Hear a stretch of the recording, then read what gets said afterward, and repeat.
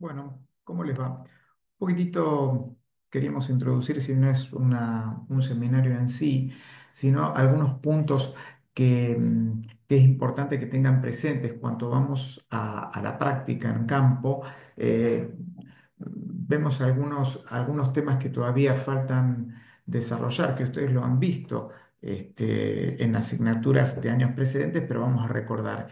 Y recordar que en la primera parte de los libros de semiología o de clínica vienen desarrollados estos puntos porque es difícil estar delante de alguien que tiene disnea y no poder clasificarla o que esté con dolor o fiebre, cianosis, ictericia, los datos de síntomas y signos básicos que es necesario que nosotros tengamos una terminología adecuada para poder transmitir la información que estamos recolectando del paciente, si no todo se va a hacer muy difícil. Y queríamos encontrar en este punto algunas cosas que tengan coincidencia cuando nos relatamos este tipo de situaciones, ¿no? Entonces, queríamos contarles que semiología es eso, ¿no? Ustedes vieron que en algunas facultades y escuelas semiología viene separado de medicina interna. Nosotros damos las dos juntas en primer año de medicina interna y campos clínicos uno. Y es esto, es el estudio de los signos y síntomas, las manifestaciones clínicas de las diversas enfermedades. Estudia no solo lo que percibe el paciente, que es el síntoma, sino lo que observa el médico, que es el signo. Y ahí yo siempre, por eso les digo que en la entrevista es la recolección de los síntomas y después pasamos al examen físico, que es la recolección de los signos. Y para esto hay que estar entrenados. La semiología busca obtener y describir de manera detallada cada manifestación clínica y también estudia por separado cada signo y síntoma, ¿sí? De hecho, cuando nosotros recolectamos un síntoma, tenemos que primero otorgarle cronología, cuándo comenzó, y después saber describirlo, digamos, exhaustivamente. Si alguien tiene disnea y nosotros no podemos desarrollar ese tipo de disnea, clasificarla, ponerla en un contexto, en un entorno, es enorme el capítulo de disnea. Pero si a esa disnea le agregamos que el paciente tiene fiebre, tiene tos, catarro, moco verde y un dolor de tipo pleurítico al respirar hondo, estamos orientados a que el aparato respiratorio y probablemente una causa infecciosa sea el origen del proceso. Entonces, reduce muchísimo la búsqueda del diagnóstico. El síntoma es esa manifestación subjetiva, ¿no? Por ejemplo, el dolor de cabeza. Vengo por dolor de cabeza, se me estalla la cabeza. Y nosotros tenemos que, nuevamente, con la enfermedad actual, desde el inicio, caracterizar ese tipo de dolor para otorgarle una jerarquía que merezca que el señor vaya a la casa o la señora porque tiene una cefalea tensional o porque tiene una cefalea con banderas rojas que necesita estudios complementarios. Claro, acá hay un punto. Fíjense que si alguien consulta por dolor de cabeza, aparte de nuestra taxonomía, nuestra clasificación, viene algo que es fundamental, que es el individuo, con sus subjetividades psicológicas, culturales, ambientales, familiares, ¿se entiende? Entonces eso lo hace mucho más complejo de abordar. El signo es una manifestación clara, objetiva, la taquicardia, la fiebre, el enantema, y por supuesto lo obtenemos a través de del examen físico.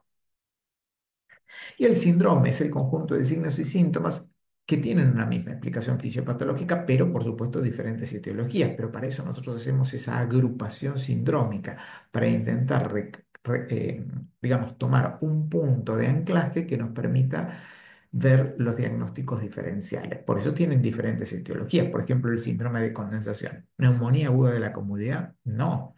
Tenemos también el cáncer de pulmón, que puede dar un síndrome de condensación, el infarto de pulmón. En fin, vean cómo a partir de una agrupación de signos y síntomas llegamos a un mismo origen fisiopatológico, pero con diferentes etiologías. Bueno.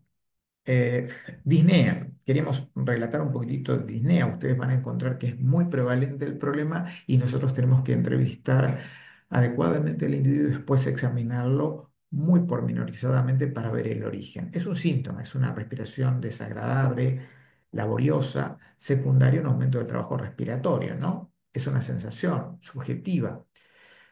Por supuesto, con un componente fisiológico, psicológico y cultural. Los individuos sanos pueden aquejar disnea tras un ejercicio extenuante. Solo se considera patológica cuando ocurre en reposo o un grado de actividad del que habría esperar que no originara una dificultad respiratoria. ¿Se entiende, no? Es decir, uno hace un ejercicio extenuante y va a tener falta de aire, pero si uno está en la cama o camina 2 pasos, no debería tener disnea. Es importante comprender la fisiopatología, reconocer los signos y síntomas acompañantes y jerarquizar la gravedad, ¿no? Bueno, acá algunas clasificaciones que van a encontrar en el libro de semiología, pero no toda disnea es lo mismo. Una hiperpnea es mayor amplitud y profundidad respiratoria. Taquipnea decimos cuando hay más de 20 respiraciones por minuto, bradipnea menos de 12. Hay alguna variabilidad en los libros, pero sabemos que ahí está la normalidad. Polipnea es cuando la respiración es rápida y superficial. Hipopnea es una respiración superficial con amplitud reducida. Apnea es ausencia del acto respiratorio. Entonces, como ven, hay alteraciones no solo en la frecuencia, sino también en la amplitud o en el ritmo. ¿Sí? Causas de disnea. Una vez que nosotros caracterizamos a la disnea, van a ver que las dos principales que nosotros vamos a ver en la práctica son respiratorias y cardíacas. ¿Mm?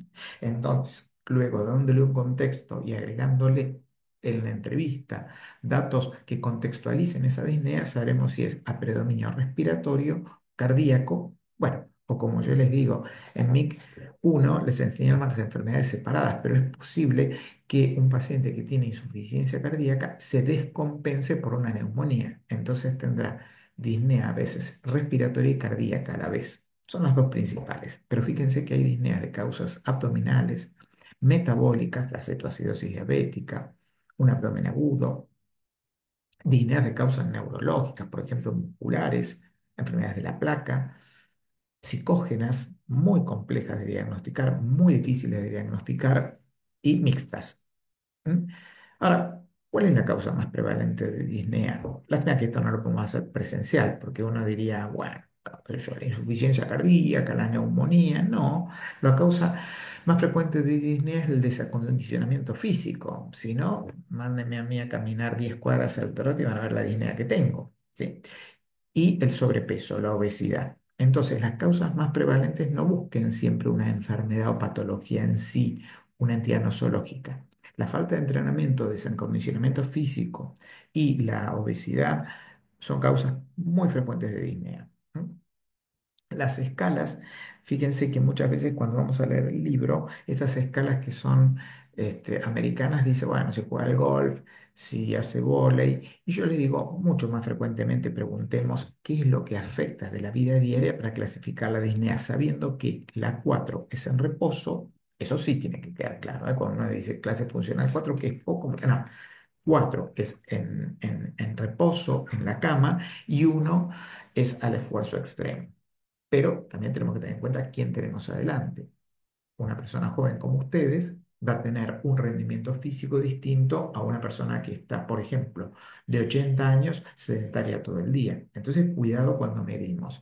Y una forma de medir práctica es decir, yo les decía, 4 en la cama, y 3, bueno, cuando uno se baña, come, 1 al esfuerzo máximo y 2 un patrón intermedio. Recuerden que la mayoría de las veces nosotros no decimos que nos clasifiquen exactamente la disnea 1, 4. Bueno, uno puede decir 1, 2, 2, 3, 3, 4, ¿sí? Aproximada de qué tipo de disnea estamos hablando. Pero cuando uno diga una disnea 4, todos pensemos que es una disnea en reposo y una disnea 1 al máximo esfuerzo que puede dar ese paciente. Pero es más fácil clasificar las agitaciones o la disnea de acuerdo a la actividad de la vida diaria de ese individuo. Bueno, y después empezamos a desglosar cómo preguntamos. ¿Desde cuándo tiene la disnea? Paso fundamental para todo lo que es clínica, saber si esto es agudo o crónico, ¿eh? Si esto es 24 horas de evolución o tiene 3 meses de evolución. Fíjense qué detalle interesante que yo siempre repito lo mismo. ¿Para qué hacemos esta laboriosa enfermedad actual? ¿Es para el examen? No, porque eso nos permite saber que este individuo que tiene disnea crónica, porque es un EPOC, hace 48 horas empezó con tos, catarro, moco verde y fiebre. Y si se nos escapa una neumonía, es extremadamente grave. Ah, pero si tiene disnea hace 4 meses, ¿qué te preocupas? No, no, porque hace 48 horas comenzó, entonces algo descompensó lo habitual de este individuo. Eso es la enfermedad actual. Bueno, entonces las disneas ven que pueden ser paroxísticas, es decir, de presentación súbita, intensa, duración variable y desaparece con los cambios de posición. O no paroxística, que puede ser a su vez de reposo o esfuerzo. Es fundamental clasificar porque nos va a dar una noticia de dónde o qué órgano está afectado. Puede relacionarse con distintos momentos del día o la noche, ¿sí? Distintas actitudes corporales o actividades del paciente. Es decir, si nosotros vemos un paciente que está en la guardia, sentado, e intentamos para examinarlo, recuéstese y no puede, obligadamente tiene que permanecer sentado, sabemos que es una disnea obligada y es muy específico de insuficiencia cardíaca. Al revés, la insuficiencia cardíaca izquierda, si nosotros decimos, bueno, ahí te dejé en la camilla un paciente para que examine que está con insuficiencia cardíaca descompensada y lo vemos acostado, nos va a llamar la atención. No es posible. Bueno, ¿qué factores agravan la disnea? El ejercicio, el reposo, cuando llega a algún lugar e inhala una sustancia que a veces no es tan fácil, pero nos dicen, no, no, esto me pasa en el trabajo.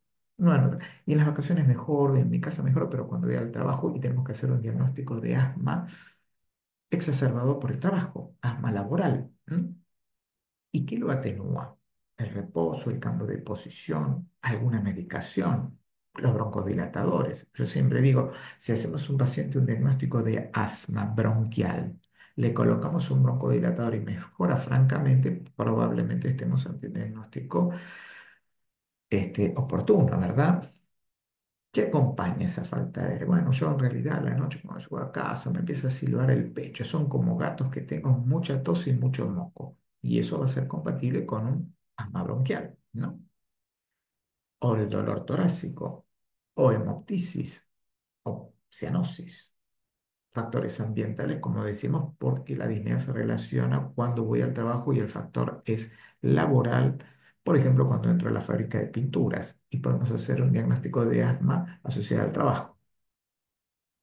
Bueno, entonces, la disnea, comenzar con correcta anamnesis, completo examen físico, para luego solicitar el estudio complementario pertinente, no para ver qué viene. Sí, cómo empezó, cómo evolucionó, cuándo aparece, en qué momento, qué calidad o qué cualidad tiene esa disnea, qué lo atenúa, qué lo desencadena. Y existen acompañantes, como yo le decía, así, ¿no? Cuando yo empiezo con la falta de aire, es como si tuviera un concierto en el pecho con tos y mucho moco a predominio de la noche. Entonces vemos que el asma es una posible causa, ¿no? Acá nuevamente tenemos la clasificación que están en todos los libros. Vemos como una leves esfuerzos mayor que lo habitual y una muy severa o grado 4 es al reposo. ¿Sí? Disnea súbita en reposo, ¿no? Que presenta patologías como el neumotórax, es decir, tengo disnea, perfecto, pero fue súbita después de la tos con dolor torácico. Neumotórax, ¿correcto? Ortopnea es la disnea que se produce al adoptar el decúbito y si alivio desaparece al sentarse. Esto es para nosotros muy importante y para el paciente sobre todo, porque nos permite presumir que esto lo podemos ver en la insuficiencia cardíaca izquierda y en el EPOC. Nosotros decimos que la insuficiencia cardíaca tiene perdón, una ortopnea obligada, mientras que el EPOC una ortopnea preferencial. Trepopnea es la disnea que se presenta en decúbito lateral y vemos que hay un decúbito preferencial de acuerdo a los derrames muy voluminosos. Platimnea, bueno, es una disnea que está en la posición de pie. Eso se suele ver en los pacientes con una enfermedad que hay prevalente, que es la cirrosis, ¿no? Y es la disnea que aparece en posición de pie y calma con el decúbito. Hay otras causas y por supuesto la fisiopatología tiene algo de shunt a nivel pulmonar y solemos ver en los pacientes cirróticos. ¿Mm? Bueno, otro tipo de disnea de características muy particulares es la disnea paroxística nocturna. Es esa disnea que se aparece cuando el paciente se acuesta y aparece más o menos a las 2 o 3 horas que se produce la reabsorción de toda la sobrecarga de volumen. Entonces el paciente tiene que sentarse, levantarse, ir a la ventana y respirar. ¿Mm? Es decir, es importante que en la entrevista usted se levanta. ¿A qué hora? Bueno, no. ¿Qué ocurre en la noche? Bueno, me acuesto y más o menos a las 2 o 3 horas me levanto bruscamente y me tengo que sentar porque me falta el aire. Tengo que ir a la ventana, respirar, me calmo y me vuelvo a acostar. Es importante esta cronología porque no es lo mismo levantarse, acostarse a las 2 de la noche, a las 12 de la noche y levantarse a las 6 de la mañana bruscamente, porque esto tiene un correlato fisiopatológico que es la reabsorción y ocurre es decir, levantarse bruscamente durante la noche, esta disnea paroxística, que significa momentánea, súbita, y de noche, 2 horas después de conciliar el sueño aproximadamente. Bueno, acá Joaquín, que cursó con un cuadro de vía aérea superior hace 10 días, él notó que en los últimos 5 días incrementó su tos, algo de expectoración blanquecina, pero lo que más le incomoda es que debe interrumpir su entrenamiento de pileta después de 10 minutos que comienza porque le falta el aire. ¿Qué es lo que le falta preguntar a Joaquín? ¿Qué diagnóstico presuntivo? ¿Qué estudio complementario? En realidad lo que decimos de Joaquín es que probablemente tiene 15 años y tenga antecedentes familiares. Ah, sí, mi mamá tiene asma, mi tía tiene asma, es decir, vemos. Y cuando generalmente comienza el invierno, me engripo, me suele a veces faltar el aire, tengo silbidos en el pecho, la tos es a predominio nocturno.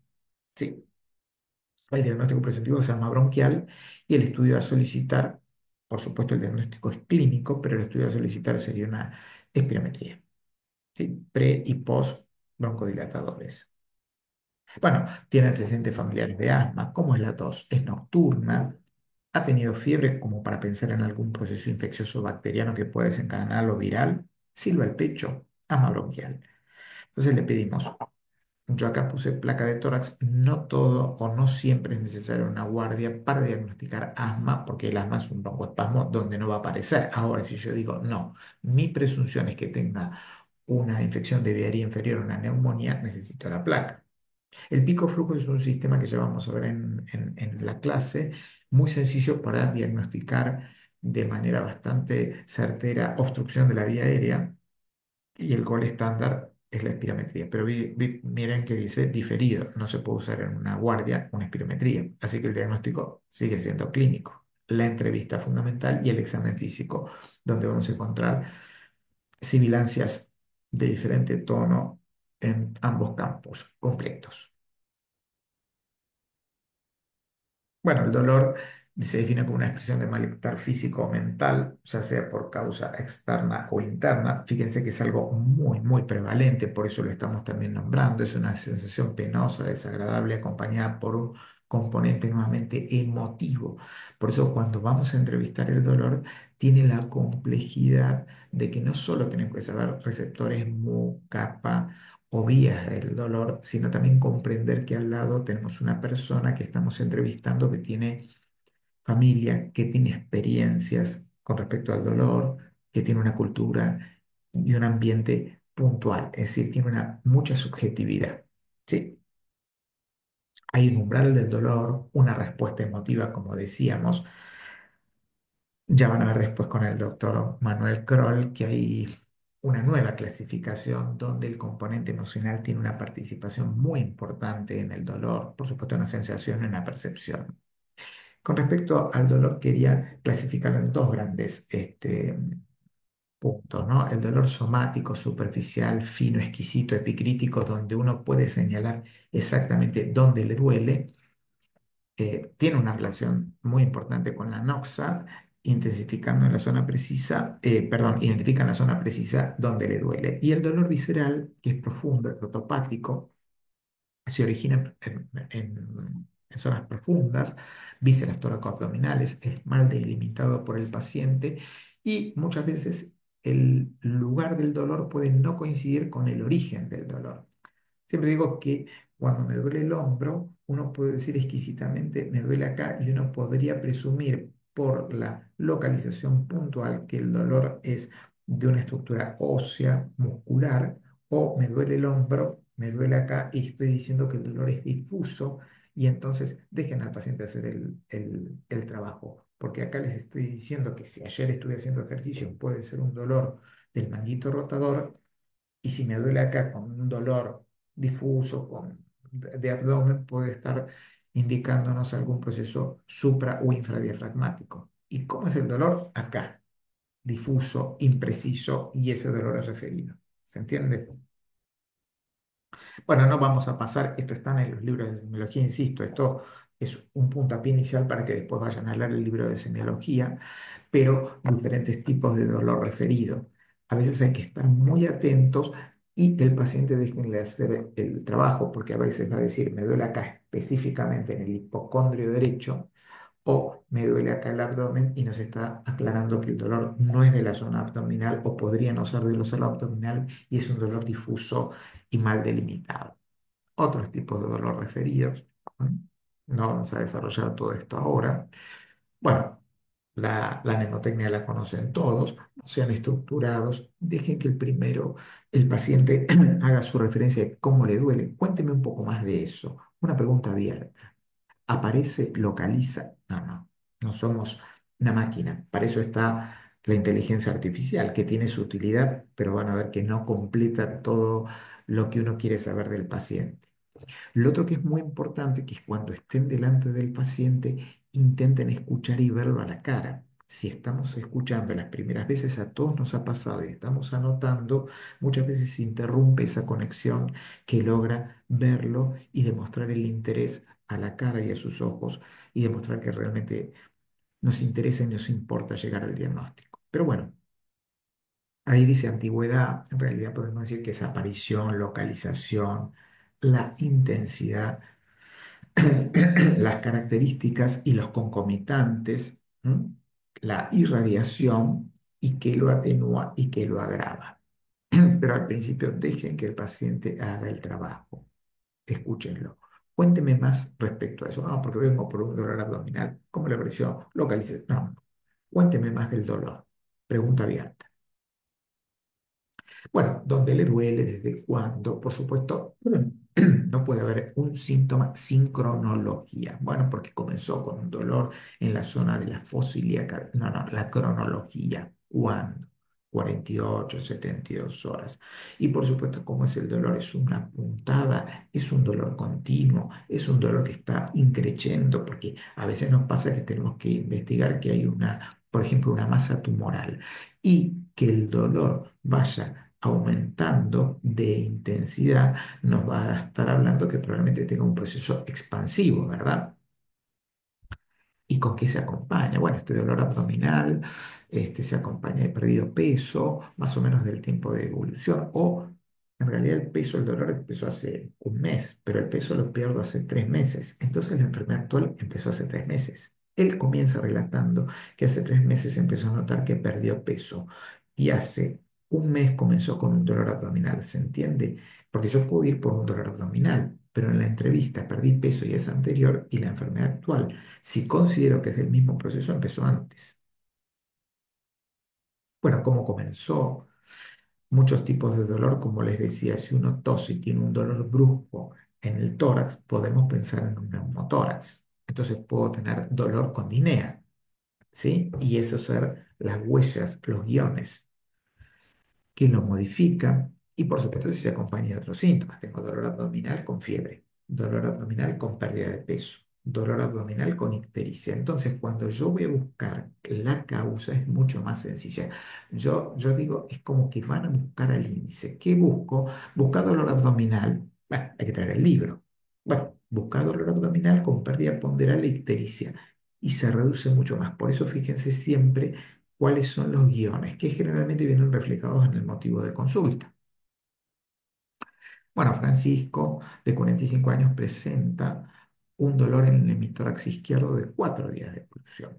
Él refiere que es a predominio nocturno y que es como que quema cuando le apoya la ropa. Esto no hicimos hincapié porque lo dieron en Arti 4, no lo vamos a desarrollar, pero uno sabe que si el dolor quema, arde, es decir, hay una alteración en la percepción del dolor, el dolor es neuropático. Y te dije de noche, ¿no? Sí, es neuropático. ¿Qué más le preguntarían? Las hipótesis que planteamos. ¿Y qué le parece solicitar o hace para confirmar el diagnóstico? Bueno, es muy simple porque acá dice, ¿qué agrupo? No, no, ya está. Podemos describir la lesión dermatológica y hacemos el diagnóstico. Con respecto a la fiebre, sí es importante definir qué es fiebre.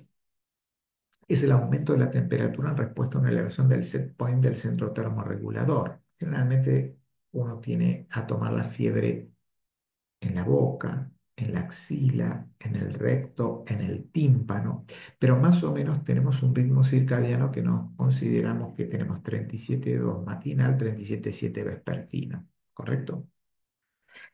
Excepciones hay siempre y siempre nos gustan las excepciones. ¿Qué excepciones? Puede tener un proceso infeccioso y una fiebre, sí, sí, pero no es lo común. Y ahí remarcamos que el paciente adulto mayor, el paciente en shock, puede no, o el inmunocomprometido puede no tenerlo, ¿sí? Es un signo, ¿eh? Tuve fiebre, tuve chucho. Perdón, un signo cuando se constata con el termómetro, un síntoma cuando vengo con las manifestaciones del síndrome febril. Puede ser producida por procesos infecciosos y no infecciosos. ¿Ah? Y fíjense que los componentes de la fiebre dice que tiene componentes autonómicos, endocrinos, del comportamiento y la coordinación hipotalámica. Respecto a la fiebre, vieron que hay varias definiciones. Un punto de corte puede ser 37,8, axilar, axilar, porque uno dice 37,5 bucal, pero vamos a tomar la axilar, que es lo que hacemos en la práctica. 37,8 axilar, pero la diferencia con la hipertermia, que es la producción excesiva de calor, disminución de la disipación y pérdida de la regulación cerebral.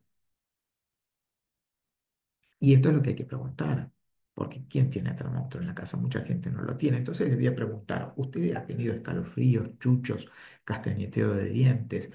¿Ha sentido palpitaciones? No le puedo preguntar taquicardia. No, no va a haber. Entonces, palpitaciones, si ha tenido el síntoma. Sudoración, transpiración de noche, piloerección, palidez. En los niños puede haber convulsiones. Y atención con esto, que ya lo han visto también en desgaste y envejecimiento. La manifestación de muchas enfermedades febriles infecciosas en el adulto mayor es por confusión, síndrome confusional. Bueno, acá tenemos una definición, es interesante, me gusta siempre nombrar a Petersdorf porque la clasificación que hizo fue del 61 y fíjense que después tenemos un gran debut de todo lo que es la fiebre hospitalaria, la fiebre en el inmunocomprometido y la fiebre en el paciente HIV que no estaba en la clasificación anterior. Pero nosotros decimos que esta fiebre prolongada es de origen desconocido cuando pasa sin diagnóstico luego de 7 días internados. ¿Esto puede ser más chiquito? Sí, ¿por qué? Porque cuando tenemos la posibilidad de acceder rápido a los estudios complementarios, uno diría, bueno, le hicimos el estudio básico, esos estudios en internación en 48 horas y ya podemos decir que es desconocido. Pero recuerden que prolongado es prolongado en el tiempo, 15 días, bien. Y desconocido es cuando ha tenido una internación con los estudios pertinentes, que en promedio se dice son 7 días, y no logramos establecer el diagnóstico. Una cosa muy interesante es que los procesos infecciosos, a medida que empieza a prolongarse en el tiempo, empiezan a ser menos prevalentes y comienzan a aparecer como origen de la fiebre los procesos neoplásicos inflamatorios autoinmunes. Bueno, espero que les haya servido para para el desarrollo de clínica, que es una asignatura que es muy linda. Ustedes ven que es muy compleja, que no puede ser sustituida por estudios complementarios y que requiere mucha escucha, observación, empatía, que son, digamos, pilares que hoy en día están realmente siendo socavados por todo lo que es la parafernalia de estudios complementarios, que de ninguna manera nosotros decimos que no son útiles, de ninguna manera son de extrema utilidad, pero sin un soporte de una entrevista adecuada, de un examen físico y de una hipótesis diagnóstica en base al razonamiento clínico, pueden ser no útiles hasta peligrosas y perjudiciales para quien estamos ayudando, estudiando, que tenemos delante, que es el paciente, ¿no? Que es el objetivo de nuestro estudio. Bueno, espero que se les haya sido útil. Muchas gracias.